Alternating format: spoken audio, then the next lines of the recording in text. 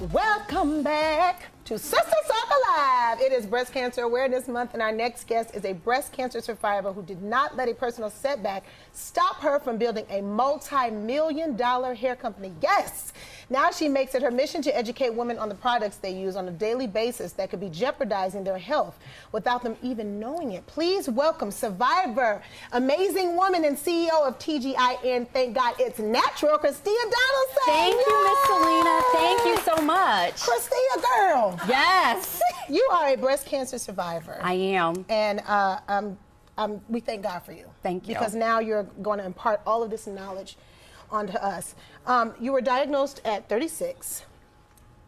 Now, how did you feel getting this diagnosis at such an early age? I felt so alone and I was shocked. I tell people when you get diagnosed as breast cancer at 36, particularly as a black woman, you think that's an old white woman's disease. You think we get, heart disease, stroke, diabetes. You don't expect to get breast cancer at 36. So I was completely shocked. Wow. Yeah. And so what were some of the other stressors and struggles that you had to deal with aside from the diagnosis itself? I'm assuming that it was probably financially hard on you as well. Well, that's why my story is such an interesting one. So when I was diagnosed at a community hospital where uninsured and underinsured women receive health care. But because of the success of my business, and I was working full-time as a lawyer as well, I had financial resources to get the best health care possible. Right. But in the course of seeing that, the fact that other people did not have that option, I saw little things like child care, who's going to watch your kid, and who's going to take care of that expense, transportation, going to the hospital 60 times in a year and paying $14 a day for parking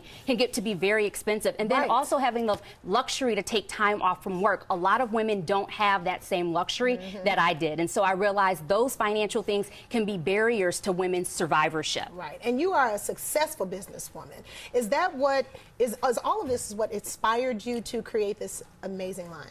Well, yes, but long story short, when I was in corporate America, I wanted to wear my hair kinky, and it wasn't viewed as professional, but my experience with breast cancer has definitely required me to up my game even more. We were already very clean to begin with, but now I'm even more conscious about what I put on my body and what our customers put on theirs. And so some of the products that you've discovered are susceptible to cause cancer in people. Correct. So talk us through some of these products, and this is your line? Yes. This is not, well, some of the items are our line, and some are just kind of mainstream products as well that we're just going to talk about generally. Cool. But there are 7 ingredients that we really want to highlight today that you should be on the lookout for when shopping for hair care products. We're going to start with shampoos. Sulfate-free shampoos have skyrocketed to popularity, particularly because they don't strip the hair of its natural oils, and it gives you softer, moisturized, and more manageable hair. But what you will see in traditional shampoos are things like ammonium lauryl sulfate and sodium lauryl sulfate, and those are chemicals that you want to avoid. So that's more for hair health versus personal health. Secondly, we're going to talk about conditioners. Sometimes within conditioners, you'll see sodium chloride, which is nothing more than the chemical name for salt. You want to avoid this, particularly if your hair is curly or even if it's relaxed, because it can have a drying. It's very drying, and if you have scalp issues, it can help to exacerbate those as well. Parabens are something that you hear a lot about in the news today. And the reason why you hear so much about them is because they have the ability to mimic estrogen, which is really bad. Particularly, it can increase the incidence of hormonal-related breast cancer.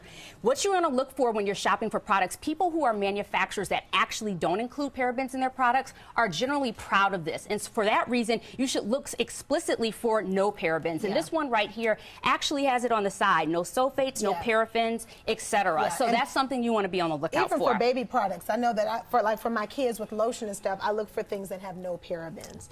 So, and then what about these? Well, it says alcohol. Right. So not all alcohols are bad, but sometimes you'll see alcohol listed in the back in the ingredients. So isopropyl alcohol can be drying. That's kind of what you would pick up at a local pharmacy, if you will, to treat a wound. But sometimes you'll find that in hair care products, and if you have curly hair, it can dry it out. But there are also good alcohols like cetyl alcohol and stearyl alcohol, which are found in our leave-in conditioner. What about perm? perm, like sodium hydroxide. Yeah. Well, the problem with that, it's not to say that you can't get a relaxer, but it compromises the health of the actual hair strand because you're taking a chemical, breaking the bonds, and it's actually weakening your hair. But some people are able to have healthy hair with a perm, but the point is, again, you're chemically altering the state of your hair, which is why it tends to be weaker, brittle, and it'll snap a lot faster. It reduces your elasticity. Okay, and then what about this right here? So right here, we are going to talk about formaldehyde. So as more and more women are getting keratin treatments or Brazilian blowouts or even no-chip manicures, their exposure to formaldehyde has increased substantially. And the difference between formaldehyde and parabens is that formaldehyde is actually shown to cause cancer in humans. It's banned not only in parts of the European Union, but in Japan as well. So you want to kind of steer clear of anything containing formaldehyde. And then I think our last thing that we're going to talk about are synthetic fragrances and synthetic colorants. So usually sometimes you'll see, even on your food, F, D, and C, that just means it has like an artificial colorant in it. If you don't need it, why add it? And so that's kind of always been our philosophy as a line. It's like no artificial colors, no artificial fragrances. We try to be as natural as possible. Well, Christia, thank you so much. We are going to keep a lookout for all of these products. And if you want to follow social media to get the list, go to sistercircle.com or Sisters on Instagram. Up next,